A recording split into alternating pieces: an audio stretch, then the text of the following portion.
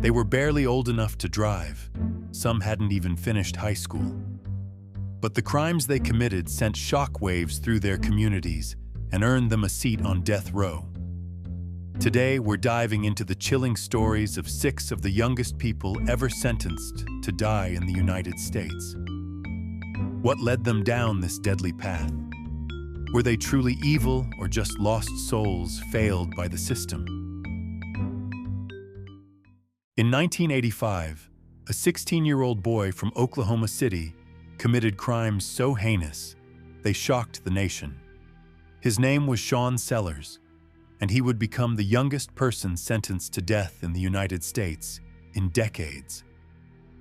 On September 8, 1985, Sean Sellers walked into a Circle K convenience store and shot 32-year-old clerk Robert Paul Bauer dead. Why? Bauer had refused to sell him beer. Months later, on March 5, 1986, Sellers struck again, this time closer to home. In the dead of night, wearing only underwear to avoid blood spatter, he crept into his mother and stepfather's bedroom. He shot his stepfather, Lee Bellafato, first. The gunfire woke his mother, Vonda, whom he then shot in the face. Sellers staged the scene to look like an intruder's work, but police weren't fooled. At his trial, Sellers' defense was as shocking as his crimes. He claimed he was a practicing Satanist, influenced by Anton LaVey's The Satanic Bible, which he said he'd read hundreds of times. He even argued that a demon named Ezurate possessed him, driving him to kill. His lawyers also pointed to an obsession with Dungeons and Dragons, suggesting it fueled his violent fantasies. But Sellers later dismissed this, calling such claims irrational or fanatical. The jury rejected these defenses, convicting him of 3 counts of murder in 1986. At just 16, he was sentenced to death. While on death row, Sellers' story took a dramatic turn. He claimed to have found God, converting to Christianity and renouncing his past. He wrote an autobiography, Web of Darkness, and a collection of poems and stories called Shulador, sold through a website run by friends. His jailhouse transformation drew global attention, with appearances on The Oprah Winfrey Show and documentaries about Satanism. Sellers campaigned for clemency, citing his youth and supposed mental illness, claiming multiple personality disorder. But experts doubted this, noting the diagnosis came 7 years after his arrest, and prison officials said he rehearsed symptoms. Despite appeals and international outcry from groups like Human Rights Watch, Sellers' fate was sealed. On February 4, 1999, at age 29, he was executed by lethal injection in Oklahoma.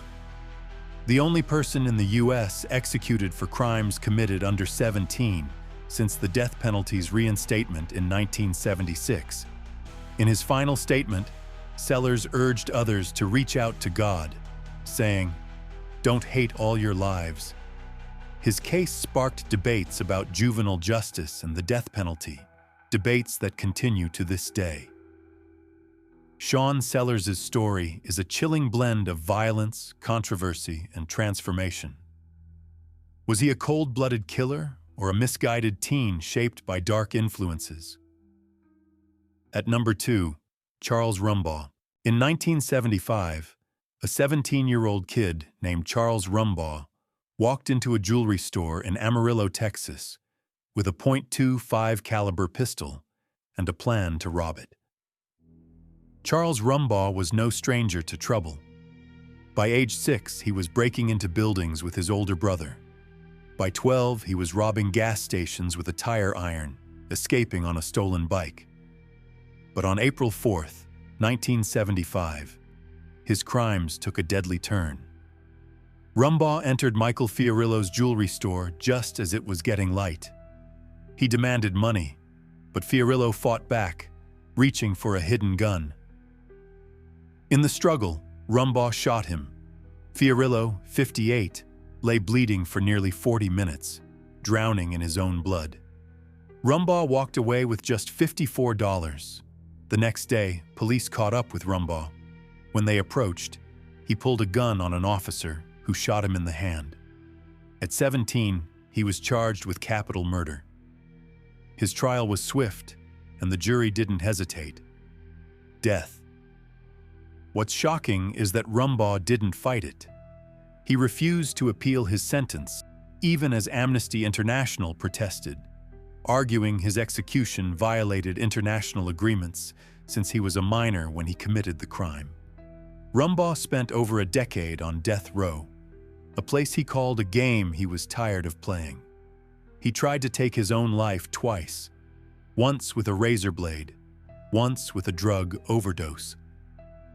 In 1983, he lunged at a U.S. Marshal in court with a makeshift blade, screaming, "Shoot me!"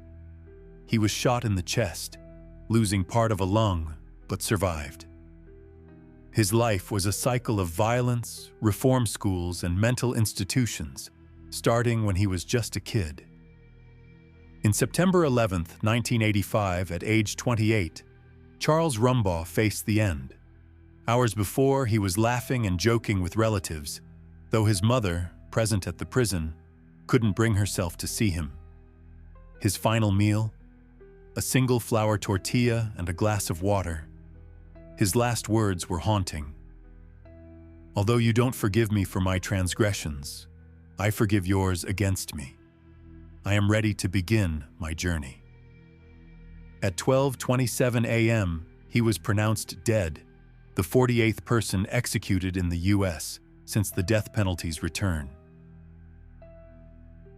At number 3, Floyd Burton Loveless. In 1944, a 17-year-old boy faced Nevada's gas chamber for a crime that shocked a small town. His name was Floyd Burton Loveless, and his story is one of tragedy, crime, and a justice system that refused to bend. It's August 20th, 1942, in Carlin, Nevada. Floyd Loveless, just 15 years old, is behind the wheel of a stolen 1942 Studebaker. He's no stranger to trouble. Back in Lafayette, Indiana, Loveless was linked to a 6-week crime spree in 1942. 50 serious and misdemeanor offenses, including burglaries and 2 counts of aggravated assault. One chilling incident saw him throw a milk bottle at 72-year-old Mary Soller, striking her head during a break-in. In Carlin, Constable Dolph Burning spots the stolen car and approaches Loveless. What starts as questioning turns deadly. Burning lunges at the teen, thinking he's just a kid. Loveless pulls a gun. A struggle ensues, and shots ring out. Burning is fatally wounded, dying the next day. Loveless is arrested and charged with first-degree murder. By November 1943, Loveless, now 17, faces trial. His public defender, Taylor Wines, is inexperienced and doesn't request a change of venue despite local outrage. The trial lasts 3 days, and the verdict is swift: guilty of first-degree murder. Judge James Dysart has no choice under Nevada law. He sentences Loveless to death. Transferred to Nevada State Prison's death row, Loveless appeals. He finds solace in faith, embraces Catholicism, and even plays second base on the prison softball team. But hope fades. On July 10, 1944, the Nevada Supreme Court hears arguments. On August 16th, they affirm the judgment. No mercy. On September 29, 1944, at 6:24 p.m., Floyd Loveless, still 17, is led from his cell, walking his final 13 steps with Father Buell by his side. No last words are recorded. Strapped into a steel chair. At 6:27 p.m., sodium cyanide pellets drop into sulfuric acid, filling the room with white poisonous smoke. Loveless takes a deep breath, as advised, and by 6:29 p.m., he is pronounced dead. At number 4, Napoleon Beasley. Napoleon Beasley was a popular high school senior in Grapeland, Texas. A football star and class president, he had big dreams of joining the Marines and becoming a lawyer. But on April 19th, everything changed. Beasley, along with 2 accomplices, Cedric and Donald Coleman, drove to Tyler, Texas, with a plan to steal a car. That night, Beasley targeted a yellow 1987 Mercedes-Benz owned by 63-year-old businessman John Luttig. What Beasley didn't know? Luttig was the father of a prominent federal judge, J. Michael Luttig. Armed with a .45 caliber pistol, Beasley followed the Luttigs to their home. As they entered their garage, he struck. Beasley shot John Luttig twice in the head, killing him instantly. He also fired at Luttig's wife, Bobby, but missed. She survived by playing dead. Beasley was arrested and convicted of capital murder. At 17 years and 8 months old, he was sentenced to death. His accomplices, who testified against him, received 40-year prison sentences. The case drew immediate attention because of Beasley's age and the victim's high-profile connection. During his appeals, 3 U.S. Supreme Court justices, Antonin Scalia, David Souter, and Clarence Thomas, recused themselves due to ties to Judge Luttig, leaving only 6 to review the case. By 2002, Beasley's execution became a lightning rod for debate. Former President Jimmy Carter, Amnesty International, and even Nobel Peace Prize winners like Desmond Tutu pleaded for clemency, arguing that executing someone for a crime committed as a minor was unjust. Texas Governor Rick Perry rejected a 30-day stay, stating, "A delay in punishment is a delay in justice." On May 28, 2002, at age 25, Beasley was executed by lethal injection in Huntsville, Texas. In his final statement, he called his crime atrocious and senseless. Beasley's case ignited fierce debate over juvenile executions. Just 3 years later, in 2005, the U.S. Supreme Court ruled in Roper v. Simmons that executing offenders under 18 at the time of their crime was unconstitutional. Beasley was one of the last juveniles executed in the U.S., and his case helped end the practice for good. At number 5, Ruben Cantu, just 17 years old when he was accused of a brutal crime. His story is one of the most chilling examples of a possible wrongful execution in America. It's 1984, and 17-year-old Ruben Cantu is living in a crime-ridden barrio in South San Antonio, Texas. He's no saint, already a leader in a local gang called the Gray Eagles, stealing cars for an auto theft ring and dodging police. But nothing in his record suggests he's capable of the crime he's about to be charged with: murder during a robbery. On the night of November 8, 1984, Cantu and his 15-year-old friend David Garza allegedly break into a house under construction at 605 Briggs Street.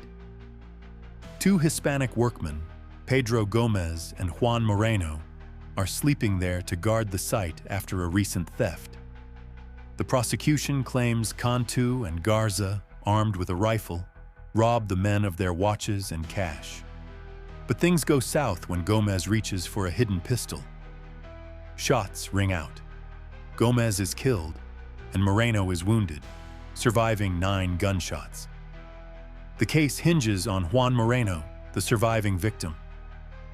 Initially, Moreno can't identify Cantu in photo lineups. 3 times, in fact, over months. The investigation stalls. But 4 months later, after Cantu shoots an off-duty cop in a bar fight, a case later dropped due to an illegal search. Police zero in on him again. A detective visits Moreno a 4th time, and this time, Moreno points to Cantu's photo. At trial, Moreno's testimony seals Cantu's fate.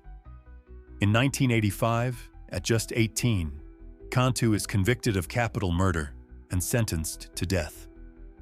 Fast forward to August 24, 1993. Reuben Cantu, now 26, is executed by lethal injection in Texas. But here's where the story takes a shocking turn. Years later, doubts about his guilt start to surface. In 2005, Houston Chronicle reporter Lisa Olson digs into the case, uncovering bombshell after bombshell. Juan Moreno, the key witness, recants his testimony. He says police pressured him, an undocumented immigrant at the time, to name Cantu. Moreno claims he couldn't even speak during early police visits due to his injuries, and later, he only identified Cantu after repeated prodding. Even more stunning, David Garza, Cantu's co-defendant, also comes forward, admitting to the robbery, but insisting Cantu wasn't the shooter. Garza says the real killer was another friend, not Cantu. The twists keep coming. Sam Millsap, the prosecutor who sent Cantu to death row, publicly admits he has doubts about the conviction. The jury forewoman, the trial judge, and even the district attorney at the time express misgivings. Yet, in 2007, a report by District Attorney Susan Reed, who controversially had signed Cantu's death warrant as a judge, concludes Cantu was guilty. Critics slam the report, pointing out Reed's conflict of interest and the lack of physical evidence tying Cantu to the crime. Reuben Cantu's case leaves us with haunting questions. Was an innocent 17-year-old sent to his death? How many others might have faced the same fate? At number 6, George Stinney. George Stinney, a 14-year-old boy who holds the tragic distinction of being the youngest person executed in the U.S. in the 20th century. It's 1944 in Alcolu, South Carolina, a small, segregated town. George Stinney Jr., a young black teenager, lived here with his family. On March 24th, two white girls, 11-year-old Betty June Binnicker and 7-year-old Mary Emma Thames, were found dead in a ditch. They'd been brutally beaten with a metal pipe.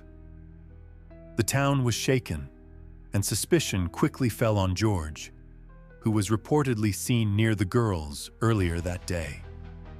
What followed was a travesty of justice. George, just 14 years old, was arrested and interrogated without his parents or a lawyer present. Police claimed he confessed to the murders, but no written confession was ever produced. His trial took place less than 3 months later, on June 16, 1944.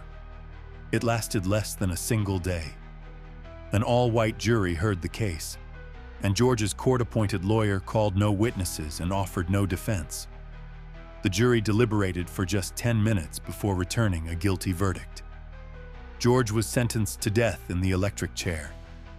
On June 16, 1944, George Stinney was led to the execution chamber. At 14, he was so small, barely 5 feet tall, and weighing just 95 pounds, that the adult-sized restraints didn't fit properly. A Bible was placed under him to prop him up in the electric chair. When asked if he had any last words, George replied softly, "No, sir." The prison doctor pressed, "You don't want to say anything about what you did?" Again, George said, "No, sir."